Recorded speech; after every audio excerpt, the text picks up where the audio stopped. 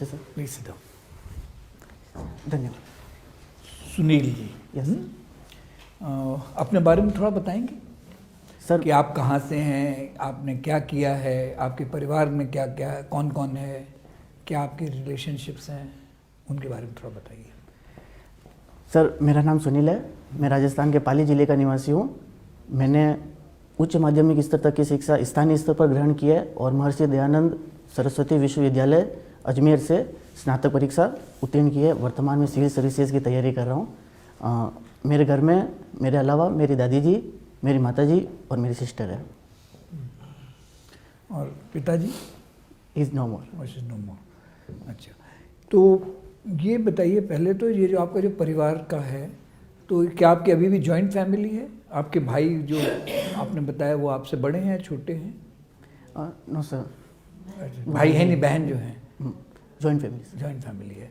तो joint family और nuclear family में कभी आपने सोचा है कि इसमें क्या फ़र्क है होता है, और क्या आपका विचार है इसके बारे में? क्योंकि जो जॉइंट फैमिली वाले होते हैं कभी कभी वो त्रस्त भी होते हैं जॉइंट फैमिली से। यस सर, जॉइंट फैमिली के अपने फ़ायदे हैं।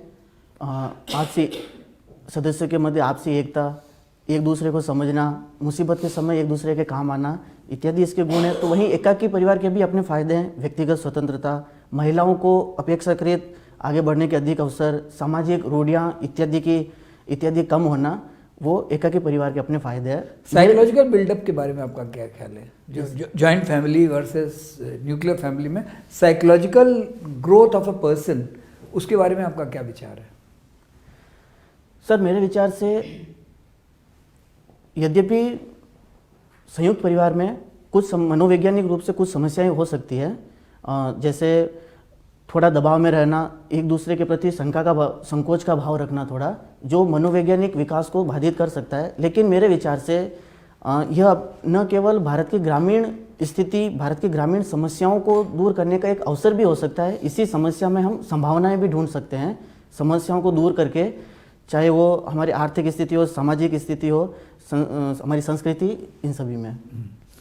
आपका जो मैं ये देख रहा था कि आप हिस्ट्री और हिंदी इंग्लिश में रहे, उसका हिस्ट्री में आपने ग्रेजुएशन किया है। यस। हिस्ट्री के अलावा और कौन से सब्जेक्ट थे आपके ग्रेजुएशन में? Sir public administration and political science. Public administration and political science. और हिस्ट्री में कौन सा पीरियड था आपका? जो ये हिस्ट्री कॉमन होता है या हिस्ट्री कॉमन है? अच्छा, तो ये हिस्ट्री का एक कोई आप कैरेक्टर बताओ जिससे आप सबसे ज़्यादा इम्प्रेस्ड, और क्यों? सर मैं महात्मा गांधी जी से काफ़ी प्रेरित हूँ। अच्छा। सरल शब्दों में कहें तो एक सत्यनिष्ठा का गुण, उनसे मैं प्रभावित हूँ। पूरे गांधी जी का जीवन सत्यनिष्ठा पर केंद्रित है। सत्यनिष्ठा मीन्स सभी गुणों को शामिल करके और सभी गुणों के मध्य समन्वय बनाने का गुण, चाहे वह आवश्यकता के अनुरूप सामाजिक न्याय, वस्तुनिष्ठता, प्रतिबद्धता, जब आवश्यकता हो तब स्वयं को परिस्थितियों से कुछ पीछे खींचना, वापस 2 कदम आगे बढ़ाना, सभी प्रकार का गुण गांधी जी में निहित था। लोगों को साथ लेकर चलना इत्यादि सभी गुण। जैसे, लेकिन दो एग्जाम्पल में गांधी जी के, आपने गांधी जी बोला, एक हरिपुरा कांग्रेस के बारे में पढ़ा है आपने? Yes sir. उसके बारे में आपका क्या विचार है? हरिपुरा कांग्रेस में कोई एक बहुत मेजर इशू हो गई थी। यस सर, हरिपुरा कांग्रेस 1938 में जी, जिसमें कांग्रेस के अध्यक्ष पद के चुनाव को लेकर विवाद खड़ा हुआ था। तो समन्वयवादी था गांधी जी का उसमें जो रिस्पांस था, या कि उन्होंने कहा कि माई वे और highway? Yes sir, Gandhi ji ने उस समय अवश्य थोड़ा कठोर रुख अपनाया था, लेकिन उनके कठोर रुख के पीछे भी पूरे संगठन की एकता और भविष्य में भारत की आने वाली समस्याएं, चूँकि उस समय विश्व युद्ध की आहट सुनाई देने लगी थी, अतः पूरे व्यवस्था को संभालने के लिए और भविष्य को देखते हुए उन्होंने ऐसा कदम उठाया था। अच्छा, और दूसरा जो भगत सिंह के ऊपर जो रिस्पांस था, उसके ऊपर आपका क्या विचार है? गांधी जी के जो रिस्पांस था उस वक्त? यस सर, यह विवाद मूलतः भगत सिंह की फांसी को रोकने से संबंधित था, जिस पर गांधी जी, ऐसा कहा जाता है कि गांधी जी ने उचित कार्रवाई और सिफारिश नहीं की थी। मेरे विचार से सर, उस समय गांधी जी का दृष्टिकोण, हिंसात्मक गतिविधियां जो उस समय बढ़ रही थी, उन्हें रोकने का और आंदोलन को अहिंसात्मक बनाए रखने का था। अतः अगर उनका समर्थन, वो व्यक्तिगत तौर पर उनके विरोधी नहीं थे, बट उनके जो दृष्टिकोण थे, उनके जो लक्ष्य प्राप्ति के तरीके थे, उनसे उनका मतभेद था। इसलिए उन्होंने उनका साथ नहीं दिया। Yes sir. अच्छा, ये आप पाली के रहने वाले हो। पाली किस लिए फेमस है? सर पाली में सोजे जगह है, वहाँ का मेहंदी उद्योग काफ़ी प्रसिद्ध है। मेहंदी उद्योग। यस। और पाली का गुलाब हलवा प्रसिद्ध है। और इसके अलावा पाली में मीराबाई का जन्म स्थान जो कि कुड़की पर है, कुड़की नामक स्थान पर है वहाँ। अगर मान लीजिए आपको कल को डीएम बना दिया जाए पाली का, तो आप क्या करना चाहोगे वहाँ पर, जिससे कि वहाँ का सर्वांगीण विकास हो? ऐसा आप कौन से कुछ काम करना चाहोगे? सर मैं मुख्यतः 3 क्षेत्रों पर ध्यान दूंगा। आर्थिक क्षेत्रों की दृष्टि से कृषि, पर्यटन और वस्त्र उद्योग, वस्त्र और खनन उद्योग, इन तीनों पर मैं ध्यान केंद्रित करूंगा। सब मेरी पहली प्राथमिकता जो भी योजनाएं चल रही है उनका बेटर इम्प्लीमेंटेशन करना, साथ ही लोगों का क्षमता निर्माण और कौशल विकास करना, ताकि जो रॉ मटेरियल्स हम उत्पादित कर रहे हैं उनका बेटर प्रसंस्करण हो सके। नहीं, लेकिन आपने जैसे मेहंदी उद्योग बहुत वहाँ का मशहूर है, लेकिन आपकी तीनों प्रायोरिटीज में वो तो कहीं आया ही नहीं। मेहंदी उद्योग वहाँ का है, स्किल में आप कैसे करोगे उसको? उसको किस तरह से लिंक कर पाओगे? जो आपने पर्यटन या आर्थिक विकास की बात नहीं की, उसमें आप कैसे उसको लिंक करोगे? सर मेहंदी उद्योग में अभी कच्चे माल का उत्पादन किया जा रहा है सोजत में, जिसकी पैकेजिंग वगैरह की सुविधा इतनी नहीं है। अतः मार्केटिंग असिस्टेंस डेवलपमेंट जो स्कीम चल रही है सरकार की तरफ से, उसका बेटर इम्प्लीमेंटेशन, और साथ ही पाली के निकट अजमेर में अभी मेगा फूड पार्क का उद्घाटन हुआ है, अतः उससे लिंकेज बढ़ाकर, और फार्मर्स प्रोड्यूसर्स ऑर्गेनाइजेशन, इनकी मदद से। आपकी जो एक बहुत इंटरेस्टिंग हॉबी है इनोवेटिव फार्मिंग, इसको आप इससे कैसे लिंक कर पाओगे? सर इनोवेटिव फार्मिंग का अर्थ होता है तकनीकी का आवश्यकता और समस्याओं के अनुरूप मॉडिफिकेशन करना, ताकि संसाधनों का अधिकतम उपयोग हो सके। अब चूंकि कच्चे माल का हम उत्पादन कर रहे हैं लेकिन उसको प्रसंस्कृत नहीं कर पा रहे हैं, इसके कारण हमारी आय कम हो रही है। अतः उसकी बेटर पैकेजिंग के लिए उसके लिंकेज बढ़ाकर मैं इसमें मदद करना चाहूँगा। कुछ आपको ये जो अभी डिफेंस एक्सपो हुआ लखनऊ में, इससे इसका कुछ आप अपने एरिया में कुछ कर सकते हो? इसके बारे में आपका क्या विचार है? डिफेंस एक्सपो, क्या इससे कुछ फ़ायदा होगा, नहीं होगा, क्या होगा? सर डेफिनेटली इससे फ़ायदा होगा। क्या? यहाँ देश में न केवल निवेश आएगा बल्कि नवीन तकनीकी आएगी, तकनीकी के साथ ही नवाचार भी आएगा, ताकि हम अपने देश की आवश्यकता के अनुरूप उत्पादन कर सकें। इसमें कौन से आप 3 एरिया ऐड करना चाहोगे कि इस पे हमको प्रिपरेशन में, प्लानिंग में इनको ऐड करना चाहिए? क्योंकि वो तो आएंगे, लेकिन उसके लिए क्या आप तैयार हो उसको एब्जॉर्ब करने के लिए, कि नई टेक्नोलॉजी आएगी, पैसा आएगा, उससे कुछ रिलेटेड इश्यूज आपको प्लानिंग में कैसे, अगर मान लीजिए कल को आपको यूपी कहते हैं यूपीडा का आपको उन्होंने चेयरमैन बना दिया और कहा कि अब आप प्लान करोगे कैसे करना है इसको, कैसे करोगे आप? सर मेरी प्राथमिकता लॉजिस्टिक सेक्टर पर ध्यान केंद्रित करने की होगी, ताकि जो भी निवेश आ रहा है उसकी जो लॉजिस्टिक लागत है, जो कि एवरेज अभी 15 से 20% तक है, वह कम हो सके। दूसरा, इस क्षेत्र में रक्षा औद्योगिक गलियारे जो भी प्रस्तावित है उन पर कार्य किया जा सकता है, ताकि लोगों को रोजगार भी मिले और नवीन तकनीकी भी आसानी से आ सके। नवीन तकनीकी के लिए कुछ एब्जॉर्प्शन के लिए कुछ करोगे आपके कोई? वो भी तो एक बहुत बड़ी चीज़ होगी, जो टेक्नोलॉजी आएगी, क्या आप उसके लिए तैयार हो? क्या आपके एकेडमिक्स इंस्टीट्यूशंस तैयार हैं? क्या आपकी अपनी इंडस्ट्रीज के लिए तैयार है? क्या ज़मीन आपके पास है? ये सवाल आपसे मैं पूछना चाहता हूँ। इन चीज़ों पे आप कैसे काम करोगे? सर जैसे कि जहाँ तक भूमि का मसला है, हमारे पास भूमि अधिग्रहण कानून है। इसके अलावा स्टार्टअप इंडिया हम कार्यक्रम चला रहे हैं। स्टार्टअप इंडिया के माध्यम से हम तकनीकी का अपने अनुसार यूटिलाइजेशन कर सकते हैं।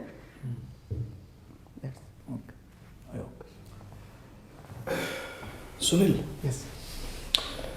राइट अगेंस्ट एक्सप्लॉयटेशन, आर्टिकल 23, अनुच्छेद 23 में शोषण के विरुद्ध अधिकार है।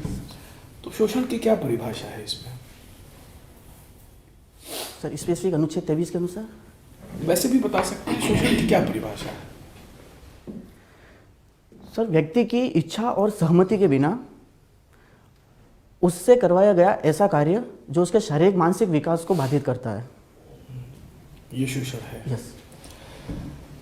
यदि आप प्रशासक हैं, राज्य ने आदेश दिया है किसी गांव के लोगों को बलपूर्वक काम कराने का, कोई सड़क बनानी है, कोई फ्लाईओवर बनाना है, कोई सार्वजनिक कार्य ही होगा, राज्य ने आदेश दिया है कि गांव के जितने भी युवक हैं 18 वर्ष से ऊपर की उम्र के और 30 तक के, उन्हें बलपूर्वक काम कराओ सड़क बनवाने में। तो क्या ये शोषण है? सर ऐसे चुनौती दी जा सकती है अनुच्छेद 23 के अंतर्गत, इसलिए क्योंकि ये तो मौलिक अधिकार है। सर अनुच्छेद 23 में एक अपवाद भी दिया गया है जिसके अनुसार राज्य सार्वजनिक सेवाओं के लिए लोगों से आह्वान कर सकता है और निर्देश भी दे सकता है, बशर्ते वह युक्तियुक्त भेदभाव पर आधारित हो। तो अगर पूरे गांव वालों के लिए किसी निश्चित सार्वजनिक लक्ष्य की पूर्ति के लिए अगर ऐसा उपबंध किया जाता है जिसमें सभी की भागीदारी सुनिश्चित हो रही हो, तो ऐसा किया जा सकता है। साथ ही वो उनके नियोजित कार्य दशाएं आदि के अंतर्गत शामिल हो। ऐसा ना हो कि उनकी जो कार्य दशाएं हैं वो अलाभकारी हो। एक स्कूल है, मान लेते हैं डीएवी स्कूल। इस स्कूल में एक पाठ्य पुस्तक है जिसमें कि धर्म से जुड़े कुछ व्यक्तित्व जैसे कि तुलसीदास, चैतन्य महाप्रभु, तो धर्म से जुड़े जो व्यक्तित्व हैं उनकी कहानियां हैं इसमें। अब इस स्कूल के खिलाफ एक केस होता है कि ये सेक्युलरिज्म के विरुद्ध है, धर्मनिरपेक्षता एवं पंथ निरपेक्षता जो हम मानते हैं उसके विरुद्ध है। सर्वोच्च न्यायालय ऐसे में क्या निर्णय दे सकती है? सर इसके लिए हमें कंटेक्स्ट को समझने की आवश्यकता है।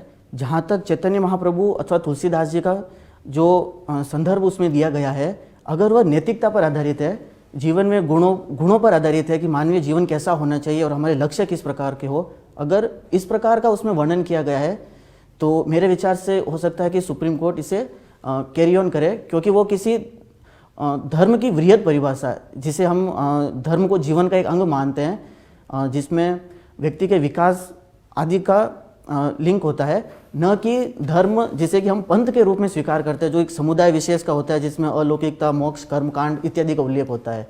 चूंकि इनका अगर संदर्भ नहीं होगा तो मेरे विचार से सुप्रीम कोर्ट इसे कैरी ऑन कर सकता है। अच्छा, एक सवाल और है। यदि मान लीजिए कि आपका सिलेक्शन हो जाता है, रिटर्न में तो आपका हो ही चुका, इंटरव्यू में भी फाइनल लिस्ट पब्लिश हो जाती है, छाप दी जाती है, फिर उसके बाद केंद्र सरकार ने फैसला किया कि इस बार नियुक्ति नहीं करते हैं और उसने नियुक्ति रद्द कर दी। आपके पास इसका क्या विधिक उपचार है? पहले तो अधिकार है कि नहीं, और यदि अधिकार है तो उपचार होगा, तो क्या उपचार है? सर चूँकि विधिक रूप से नोटिफिकेशन निकालकर इसकी नियुक्ति की गई थी, अतः पूरी प्रक्रिया होने के पश्चात अगर इस प्रकार का कोई कदम उठाया जाता है तो अनुच्छेद 32 के तहत हाई कोर्ट में और सुप्रीम कोर्ट में अपील दायर की जा सकती है। तो आपको लगता है कि फाइनल लिस्ट पब्लिश हो जाने के बाद नियुक्ति का अधिकार आपको मिल जाता है? सर इस पर अंतिम निर्णय उच्चतम न्यायालय द्वारा किया जाएगा, लेकिन जहाँ तक हो सके जिनको भी नियुक्ति हेतु फाइनल लिस्ट में नाम आया है, वो क्योंकि उनकी तरफ से कोई गलती नहीं की गई थी और उन्होंने पूरी प्रक्रिया का पालन किया है, तो वो एक अपना पक्ष रख सकते हैं। क्या संविधान में आपने यूपीएससी तो पढ़ा ही होगा, यूनियन पब्लिक सर्विस कमीशन या पब्लिक सर्विस कमीशन के बारे में, कहीं है ऐसा? यूनियन पब्लिक सर्विस कमीशन तो एडवाइजरी बॉडी है, वो तो सिर्फ एडवाइस करती है। उसके द्वारा प्रकाशित जो फाइनल लिस्ट है वो कोई वादा, कोई वचन, कोई ऑफर तो नहीं है? यस सर, यहाँ पर थोड़ा मैं चूक गया था, क्योंकि अगर इसमें नियुक्ति नहीं भी की जाती है तो सरकार को संसद में जवाब देना होगा। ठीक है, कोई बात नहीं। मैं आपसे एक आखिरी प्रश्न ये पूछता हूँ, आजकल फास्ट ट्रैक कोर्ट्स की बहुत बात होती है, खासतौर पे महिलाओं के विरुद्ध जो अपराध होता है उसके लिए फास्ट ट्रैक कोर्ट्स बनाए भी गए, मिनिस्टर्स के लिए भी फास्ट ट्रैक कोर्ट्स की बात की है। तो ये फास्ट ट्रैक कोर्ट्स क्या होते हैं? मतलब ये फास्ट ट्रैक कोर्ट्स होते हैं, बाकी कोर्ट्स फास्ट नहीं होते हैं, ऐसा क्या है फास्ट ट्रैक कोर्ट्स में? सर फास्ट ट्रैक कोर्ट्स की अवधारणा 2000 में आई थी, 2000 से शुरू हुई थी। हाई कोर्ट्स द्वारा इनका गठन किया जाता है। इनका जो वित्तीयन होता है वह सामान्यतः राज्य सरकारों द्वारा किया जाता है। यद्यपि इनके लिए कोई विशिष्ट प्रावधान नहीं होते हैं, परंतु सामान्यतः इनमें जो निर्णयों की गति होती है और जो सुनवाई होती है वो अपेक्षाकृत अधिक गति से होती है। हाल ही में FTC पर एक रिपोर्ट भी आई थी, NCR national crime record bureau की, तो उन रिपोर्ट में लिखा हुआ था कि फास्ट ट्रैक कोर्ट्स भी उस गति से कार्य नहीं कर पा रहे हैं जिस गति से। ये तो फास्ट ट्रैक कोर्ट की कमियां हो गई। एक सवाल मेरा यहाँ पर इसी से संबंधित है कि आप मंत्री हैं, मैं आम आदमी हूँ, हम दोनों ने कत्ल किया है, हम दोनों पर मर्डर का चार्ज है। आपके लिए फास्ट ट्रैक कोर्ट बन जाए और मेरे लिए ना बने, मेरी ट्रायल चले 3 साल, आपकी ट्रायल 6 महीने में ख़त्म हो जाए, ये तो मेरे मौलिक अधिकार का हनन हुआ, आर्टिकल 14 का। यस सर, डेफिनेटली ये एक सीमा है, लेकिन हमें इसके दूसरे पक्ष को भी देखने की आवश्यकता है। क्योंकि नेता जनता को अभिव्यक्त करते हैं और अगर उन पर निर्णय शीघ्रता से नहीं हो पाता है तो राजनीति के अपराधीकरण को बढ़ावा मिलता है। इसी संदर्भ में फास्ट ट्रैक कोर्ट्स में नेताओं पर अपराध के मामले में सुनवाई हेतु प्रावधान किया गया है। सुनिए,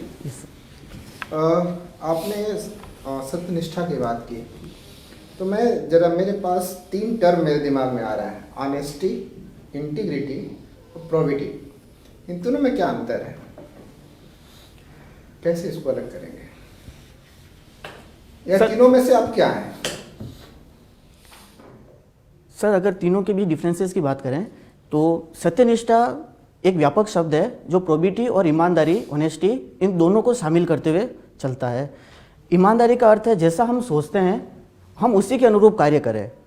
वहीं सत्यनिष्ठा का अर्थ होता है कि जैसा हम सोचे वैसा ही करें, परंतु साथ ही यह भी ध्यान में रखें कि क्या वह न्याय, समानता, स्वतंत्रता इत्यादि गुणों पर भी खरा उतरता है या नहीं उतरता है। और प्रोबिटी सर इन दोनों में थोड़ा। चलिए, सपोज दैट आपका कोई दोस्त है, Yes. दोस्त Yes. कोई अच्छी दोस्ती है, कैसा है दोस्त आपका, उसकी कुछ विशेषताएं बताएंगे? सर, मेरा दोस्त मुझे या मेरी जो गलती है वो मुझे सामने से कहने की क्षमता रखता है। इसी मैं मानता हूँ कि इसी कारण वह मेरा सच्चा दोस्त है। अच्छा, अगर मान लीजिए कि वो जो है आतंकवाद में इन्वॉल्व हो जाए और उसको आप वापस लाना चाहते हैं, तो कैसे उसको वापस लाएंगे, कैसे समझाएंगे? सर, मैं सबसे पहले काउंसलिंग पर ध्यान दूंगा। मैं ये पता करने की कोशिश करूंगा कि ऐसे क्या कारण रहे हैं जिसके कारण वह उन गतिविधियों की ओर गया है। साथ ही यह भी पता करूंगा कि उसमें उसकी गहनता कितनी है, वह किस स्तर तक जा चुका है, उसके अनुरूप निर्णय लूँगा। चलिए, पब्लिक एड आपका सब्जेक्ट है और एक चीज़ मैं जानना चाहता हूँ कि उसमें सेंट्रल फोर्सेस भी होती हैं, जैसे CRPF है, तो CRPF को बोलते हैं सेंट्रल रिजर्व पुलिस फोर्स। यहाँ एक पुलिस टर्म यूज किया गया, जबकि पुलिस जो है स्टेट लिस्ट का सब्जेक्ट है और ये फोर्स सेंट्रल गवर्नमेंट की है। तो क्या लगता है ये जो नाम रखा गया ये उपयुक्त है क्या, कि सेंट्रल फोर्स के लिए एक पुलिस टर्म यूज किया जाए? मेरे विचार से चूंकि पुलिस शब्द व्यवस्था को बनाए रखने के संदर्भ में प्रयुक्त किया गया है, अतः उससे इसको राज्य व्यवस्था में जो पुलिस शब्द लिखा गया है उससे संदर्भित दोनों को लिंक करके नहीं देखना चाहिए, क्योंकि यह सीमा सुरक्षा का कार्य करता है और सीमा सुरक्षा केंद्र के अंडर, केंद्र सरकार के अंडर में। राज्यों में भी उसको डिप्लॉय किया जा सकता है विशेष परिस्थितियों में। यस। खैर, सपोज दैट आप बहुत ऑनेस्ट ऑफिसर हैं, जैसा आपने भी बताया भी, और बहुत ईमानदारी से काम करते हैं, बहुत डिवोटेड होकर काम करते हैं, 24 घंटे में से 20 घंटे काम करते हैं और जनता आपको बहुत लाइक करती है, लेकिन पत्नी ने आपको डाइवोर्स का नोटिस दे दिया कि उनके पास मेरे लिए टाइम नहीं है, और वो कहती है डाइवोर्स का पेपर तभी मैं वापस लूँगी जब आप रिजाइन करेंगे। क्या करेंगे आप? एक तरफ जनता, दूसरी तरफ परिवार। सर, परिवार से समाज और समाज से राष्ट्र का विकास होता है, अतः मेरे लिए सबसे बड़ी चुनौती दोनों के बीच संतुलन बनाने की है। अतः मैं कोशिश करूंगा कि पत्नी को समझाऊं कि जिस प्रकार से वह मेरे लिए तैयार नहीं। सर, मेरा विचार है कि मेरी कोशिश करने पर वह अवश्य समझेगी, क्योंकि वह जानती है कि अगर मैं इतना सत्यनिष्ठ होकर काम कर रहा हूँ तो मैं उसके प्रति भी अवश्य सत्यनिष्ठ रहूँगा। तो मेरी कोशिश रहेगी कि मैं उससे समझाऊँ, और डेफिनेटली मुझे पक्का विश्वास है कि वह समझाएगी। सुनील, यस जब सर ने आपसे इंट्रोडक्शन पूछा, आपने कहा मेरा नाम सुनील है। सुनील का मतलब? मैडम, सुनील का शाब्दिक अर्थ होता है सिंसियरिटी, दैट्स डेप्थ, या जिस पर हम थोड़ा ट्रस्ट कर सकें। वैसे गहरा नीला भी कहते हैं, because if you Google it, what is the Hindi meaning of Sunil, it is गहरा नीला, राइट? ओके, एस शब्द से कोई एडजेक्टिव बताएं जो आपको बेस्ट डिस्क्राइब करती हो, या स से कोई विशेषण जो आपको अच्छे से आपकी विशेषताओं को उभार सके एक शब्द में। मैडम, सत्यनिष्ठ। ओके, मैं कोशिश करता हूँ कि अधिक से अधिक मैं रह पाऊँ। मेरा असेसमेंट ऑब्वियसली मैं खुद नहीं कर सकता, जो भी मेरे सामने है वही कर सकते हैं किसी भी परिस्थिति में, बट मैं अपनी तरफ से कोशिश करता हूँ। Okay, good. Identify yourself with any one animate or inanimate object which can describe you the best. अपने आप को किसी लिविंग या नॉन लिविंग थिंग से आप आइडेंटिफाई करें जो आपके बारे में बता सके। कोई भी, कुछ भी हो, दैट डिस्क्राइब्स यू। मैडम, पक्षी, जिस प्रकार से पक्षी में अनुकूलन क्षमता होती है, एडेप्शन एबिलिटी, वह हर परिस्थिति के अनुरूप स्वयं को ढालने की क्षमता रखता है। तो इसी प्रकार मुझे लगता है कि मैं भी परिस्थितियों के अनुरूप स्वयं को ढाल पाने में थोड़ा सहज पाता हूँ। तो पक्षी की जगह ना आप पानी को बोलो, पानी अडेप्ट कर लेती है, ठीक है? Okay, good. You said in your nuclear family you have your mother, your sister and दादी माँ, so which means no brother and no daddy, right? तो you are the only male, so you means you are very strong person. बहुत दायित्व संभाला हुआ है, right? बहुत कंधों पे बहुत रिस्पॉन्सिबिलिटीज़ हैं। Strong, what is the difference between strength and power? Madam, power, शक्ति, पावर में कुछ नकारात्मकता का एक अंश होता है, जिसमें हम व्यक्ति पर अपने वादों को या अपनी इच्छा को थोपने का प्रयास करते हैं। शक्ति एक आंतरिक गुण है जो सभी को साथ लेकर चलने, सभी की क्षमताओं का उपयोग करने और अपनी क्षमताओं को भी बाहर निकालने का गुण रखती है। Name some theocratic countries. Madam, वर्तमान समय में हम सीरिया, सऊदी अरब या गल्फ के अन्य कंट्रीज़, इनका नाम ले सकते हैं। इनमें इस पाकिस्तान नहीं? या पाकिस्तान सिद्धांततः तो नहीं है, लेकिन व्यवहार में थियोक्रेटिक है, सेकुलर नहीं है। Yes. Philippines? Philippines not sure. Okay. 10 years from now, where do you see yourself? 10 years from now, आज 10 साल बाद आप अपने आप को कहाँ देखते हैं? Your vision for yourself? Madam, मैं देखता हूँ स्वयं को न केवल आज की परिस्थिति में भी और 10 साल बाद में भी, कि मैं जहाँ पर भी कार्य करूँ, चाहे वह एक सिविल सेवक के रूप में कार्य करूँ या अपने इंटरेस्ट के क्षेत्र में या परिवार से संबंधित कार्य करूँ, अपनी और अपने खुद को एक संसाधन के रूप में सर्वोत्तम अभिव्यक्ति दे सकूँ। अर्थात अपना बेटर यूटिलाइजेशन में खुद किस प्रकार से करूँ, इस पर ध्यान केंद्रित करूँगा मैं। गॉड फॉरबिड आपकी वाइफ तलाक दे देती है, ऐसा ना हो तो 10 साल बाद आप कहाँ पहुँचेंगे? उस दर्द के साथ अपने काम को आप कर पाएंगे? शादी बचा नहीं पाए? मैडम, डेफिनेटली यह मेरे लिए एक दुर्भाग्यपूर्ण और दुखदायी क्षण होगा, लेकिन चूंकि मैं उस समय असफल हुआ था तो उसमें मेरी भी कुछ गलती रही होगी, तो मुझे न केवल उससे ओवरकम होना होगा, बल्कि मैं कोशिश करूंगा कि जो अपना कार्य क्षेत्र है उसके माध्यम से मैं अपने दुख को कम करूं। आप एक बहुत सक्सेसफुल सिविल सर्वेंट बन जाते हैं, 10 साल बाद इंडिया को कहाँ देखना चाहते हैं? In the context of national shame and national pride. Madam, मैं भारत को उसके गौरवशाली स्थिति के रूप में मानव संसाधन का पूंजी के रूप में विकास वह सभी क्षेत्रों में हो जो समष्टि विकास को अपने आप में सन्निहित किए हुए हो, उस स्थिति में देखना चाहूँगा, जो कि न केवल विकास को समावेशी और सतत बनाने में सहायक होगा। Thank you Sunil. सुनील, अभी हिस्ट्री के स्टूडेंट हो, पॉलिटिकल साइंस पढ़ा, आजकल एक और डिस्कोर्स चला है कि क्या भारत विभाजन अवश्यंभावी था, या आपने टेक्स्ट में भी पढ़े होंगे, और आजकल चर्चा फिर हुई, कुछ दिनों पहले एक बुक लॉन्च हुई, उसके बाद हमारे विदेश मंत्री ने कुछ टिप्पणी की, फिर एक हिस्टोरियन ने उन पे कहा कि आपको और किताब, आप गुहा साहब को जानते होंगे शायद, रामचंद्र गुहा जी ने कहा आपको किताब पढ़ने की ज़रूरत है।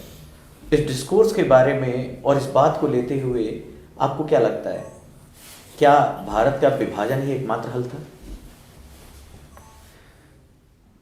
सर, इतिहास एक सामाजिक विज्ञान है, अतः इसके बारे में पूर्व कथन करना कि ऐसा होता तो क्या होता पूर्णतः तार्किक और तर्कसंगत नहीं हो सकता है। लेकिन फिर भी अगर हम उस समय की परिस्थितियों पर विचार करें तो उस समय के जो नेतृत्व आंदोलनकारी, उन्होंने अपनी तरफ से पूरी कोशिश की कि भारत विभाजन को रोका जाए, लेकिन भारत के संयुक्त रहने पर भी जो समस्याएं उत्पन्न होती, जैसे कि लीग द्वारा सरकार में सहयोग नहीं किया जा रहा था, अगस्त 1946 में जो दंगे शुरू हो गए थे, अतः उन परिस्थितियों में उनके द्वारा निर्णय लिया गया कि अंतिम और एक व्यवहार्य विकल्प यही होगा कि भारत विभाजन होने दिया जाए। कहा जाता है जिन्ना को कायदे आजम गांधी जी ने बनाया। बहुत सारी 40s के बाद ऐसी गलतियां हुई, चाहे वो पाकिस्तान लाहौर प्रस्ताव हो, चाहे वो उसके बाद आप देखें जब उन्होंने राजगोपालाचारी फार्मूला की बात की, डबल प्लान की बात की, तो जिन्ना को वास्तव में शक्ति किसी और ने नहीं, गांधी जी ने दी। इस पे आपका क्या कहना? उसी के बाद ये अपीजमेंट जो आज भी हम कई बार यूज़ करते हैं, बिकॉज ऑफ दिस अपीजमेंट जिन्ना एक ऐसे मोड़ पे पहुंच गए जब वो इतने वो हो गए कि उनको लगने लगा कि मेरे बिना कुछ नहीं होगा। Before 1942 Jinnah is nowhere. Sir, 1940 से पहले मुस्लिम लीग का भी इतना प्रभाव क्षेत्र नहीं था। 1942 और 1946 के चुनाव के बाद उसका काफ़ी आधार बढ़ा था। 40 और 37 वो देख लीजिए थोड़ा। चुनाव तो 2 बार हुए, 37 और 45 में। सर सही है, हाँ आप बताइए। सर, जहाँ तक इतिहासकारों में एक मत यह भी रहा है कि जिन्ना की नीति भारत का शीर्ष नेतृत्व था उस पर दबाव बनाकर अधिकाधिक रियायतें प्राप्त करने की थी, परंतु जैसे जैसे समय बीतता गया उनकी आकांक्षा बढ़ती गई और उन्होंने पृथक पाकिस्तान की मांग करना शुरू कर दिया। अच्छा, अगर कहा जाए इतिहास में कोई एक चीज बदलनी हो, जो हो गया उसके कारण आज ऐसा दिखता है, कोई एक चीज अगर ना हुई होती या आप टाइम मशीन में चले जाए उस घटना को रोक सकें, तो क्या रोकना चाहेंगे? सर, मैं पानीपत के तृतीय युद्ध को रोकना चाहूँगा, अगर ऐसा कुछ संभव हो सके तो। आजकल बहुत सारी चीज़ों में एक नाम आ रहा है कि फुटलूस इंडस्ट्री ऐसा होगा चूँकि वो कहीं पे भी डेवलप की जा सकती है और हमारे इकोनॉमिक डेवलपमेंट के लिए, एम्प्लॉयमेंट के लिए भी अच्छा है। What is this footloose industry? Sir, footloose industry यानी कि जो कच्चे माल इत्यादि की आवश्यकताओं पर निर्भर न हो और वो कहीं पर भी स्थापित किया जा सकता है, जैसे चिप उद्योग, इन्हें फुटलूज इंडस्ट्री में गिना जाता है। अच्छा, इस बार बजट में थालीनॉमिक्स का जिक्र आया, थालीनॉमिक्स सर्वे, उसमें ये क्या है थालीनॉमिक्स? यस सर, इससे तात्पर्य है जो शाकाहारी व्यक्ति जो शाकाहारी भोजन करते हैं उनकी जो थाली में जो डेली डाइट्स होती है उनकी कीमतों में अपेक्षाकृत कमी हुई है। आंकड़ों के मुताबिक लगभग 25 से 30% के बीच उनकी कीमत में कमी आई है। क्या है, क्यों इसको ये थालीनॉमिक्स जैसी चीज लाकर क्या बताना चाहते हैं? This is just for the idea of this caste और व्हाट? नो सर, इसका उद्देश्य है जनता को अर्थव्यवस्था से लिंक करना कि किस प्रकार से अर्थव्यवस्था में जो छोटा सा भी बदलाव होता है वह उनके दैनिक जीवन को किस प्रकार से प्रभावित करता है और किस प्रकार से गरीबों और वंचित वर्ग अर्थव्यवस्था से वास्तविक रूप से लाभान्वित हो पाते हैं। अच्छा, आपने एसडीजी पढ़ा होगा? यस। अभी रिपोर्ट भी आई है, नीति आयोग की एनुअल रिपोर्ट जो आती है आ गई है। किस मोर्चे पे हमने एसडीजी अच्छा काम किया है भारत ने? सर, अभी जो हालिया राष्ट्रीय एसडीजी रिपोर्ट आई है नीति आयोग की, उसमें हमारा राष्ट्रीय औसत 57 अंक है और इसमें 16 जो SDG लक्ष्य है उनके अनुसार मैंने पूछा बस किस में हमने अच्छा किया है, विच वन SDG जो 17 है या 16 जो हमने रिपोर्ट दी है उसमें किस में सबसे बेहतरीन प्रदर्शन किया है और क्यों? चलिए अगर नहीं याद आता है SDG 2 ये क्या है? सर इस भूख निवारण के लिए। अब इस पे हमारी हालत फिर नहीं अच्छी हो पाई, जबकि सबसे अलार्मिंग है। हम देखिए ग्लोबल हंगर इंडेक्स में भी बहुत नीचे हैं, in spite of all good thing about India. लेकिन आपको नहीं लगता कि अभी ऐसा क्यों है कि इतनी सारी चीज़ों के बावजूद हम इस इंडेक्स में बेहतर नहीं कर पा रहे हैं या SDG 2 बेटर नहीं कर पा रहे हैं? सर इसके कारणों में हम स्वास्थ्य और पोषण, कृषि और पोषण, इनके बीच जो लिंकेज है उन पर अभी हम ज़्यादा कार्य नहीं कर पा रहे हैं। इसके अलावा जो हम नीतियाँ बना रहे हैं उनके बीच एक सिंक्रोनाइजेशन और कन्वर्जेंस उसका अभी अभाव है, जिसके कारण संसाधनों का उचित। चलिए my last question, your hobby is innovating farming, what innovation you adopted in farming, क्या किया है आपने? सर मैं एग्री वोल्टाइक प्रणाली, जिसमें कृषि और सौर ऊर्जा दोनों का साथ में उपयोग किया जाता है ताकि सौर ऊर्जा का भी उत्पादन हो और फसलों का भी उत्पादन हो। एग्री वोल्टाइक प्रणाली, वर्मी बायोडाइजेस्टर का प्रयोग, इसके साथ ही शुष्क कृषि जिसमें मल्चिंग इत्यादि का प्रयोग किया जाता है। इसके अलावा मृदा सौरीकरण, जिसमें प्लास्टिक की परत के माध्यम से मृदा को ढका जाता है ताकि गर्मियों में धरती का तापमान बढ़ जाए और उसमें जीवाणु नष्ट हो जाए, इससे लागत में भी कमी आती है। तो इन पर कार्य कर रहा हूँ। आपने एक्सीलेंस सेंटर्स का नाम सुना है? सेंटर फॉर एक्सीलेंस, क्या है ये सेंटर फॉर एक्सीलेंस? जो आपने बताया ये सब वहां हो रहा है, किस देश की मदद से चल रहा है? सर इसमें मुख्यतः इजराइल की सहायता से हम टेक्नोलॉजी का आदान प्रदान कर रहे हैं। कुछ आपने देखा है कोई सेंटर फॉर एक्सीलेंस? आपके राजस्थान में बहुत अच्छा है डॉक्टर, तो बहुत सारे सेंटर खुल गए। अगर इनोवेशन है थोड़ा देखिए क्या क्या इनोवेशन है सर। तारानगर, जोधपुर। यस, इसमें कृषि विज्ञान केंद्र के माध्यम से इनोवेशंस को और extension services that's lab to land तक ज्ञान के प्रसार को बढ़ावा दिया जा रहा है कृषि विज्ञान केंद्र के माध्यम से, जो कि लगभग भारत के हर जिले में अब स्थापित हो गए हैं। तो आप जब आप एक ऐसे परिवार से हो जो महिला प्रधान है, तो जब अगर आप किसी डिस्ट्रिक्ट के DM बनोगे तो महिलाओं के लिए ऐसी कौन सी 2 स्कीम आप लाना चाहोगे जिससे कि उनका एम्पावरमेंट बढ़ सके विदाउट कॉजिंग ए सोशल अपहीवल? क्योंकि आप जिस प्रदेश से हो, जहाँ ज़िले से भी हो, जो ज़िला भी आपका है, वहाँ मर्द मराठे बहुत होते हैं, मर्दानगी का जोर है। आप मुझे नहीं रखते लेकिन मेरे जैसे मुझे वाले बहुत हैं उधर। तो आप किस तरीके से उसमें सामंजस्य बना करके महिलाओं का एम्पावरमेंट कैसे करोगे? 2 पॉइंट बताइए जरा इसके लिए। सर प्रथम मेरी कोशिश सेल्फ हेल्प ग्रुप्स की स्थापना की होगी, ताकि महिलाओं की सामाजिक आर्थिक स्थिति के साथ ही सामाजिक स्थिति में भी सुधार हो। दूसरी मेरी कोशिश, क्योंकि राजस्थान में अभी भी महिला शिक्षा का स्तर कम है, तो मैं शिक्षा और महिला अधिक से अधिक शिक्षित हो सके इस पर कार्य करूँगा।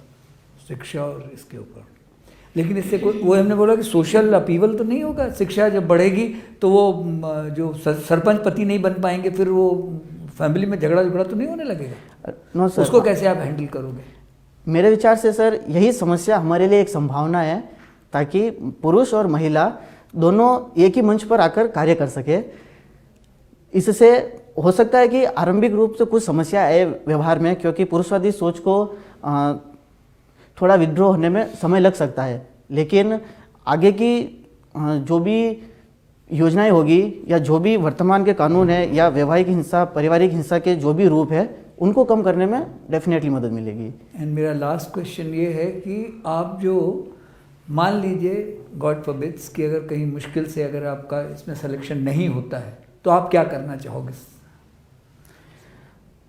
सर मैं पूरी कोशिश करूंगा कि इसमें हो। अगर नहीं हो पाता है तो मैं अपनी खेती के क्षेत्र में आगे कार्य करना चाहूँगा। इससे न केवल मेरे परिवार को मदद मिलेगी, बल्कि कृषि के माध्यम से मैं इनोवेशंस भी ला सकूँगा और अन्य लोगों को रोजगार भी प्रदान कर सकूँगा। तो न केवल मैं रोजगार में युक्त होऊंगा, बल्कि रोजगार सृजन भी करूँगा। सर एक लास्ट क्वेश्चन मेरा, इस लगभग 30 मिनट के सेशन में आपको सबसे कठिन क्वेश्चन कौन सा लगा और सबसे आसान क्वेश्चन कौन सा लगा? सर मेरे विचार से चयन करना मुश्किल है। जो भी क्वेश्चन पूछे गए, मेरे जहाँ तक मैं मानता हूँ मैंने अपनी तरफ से अच्छा देने की कोशिश की है। Okay, thank you can go now. Thank you.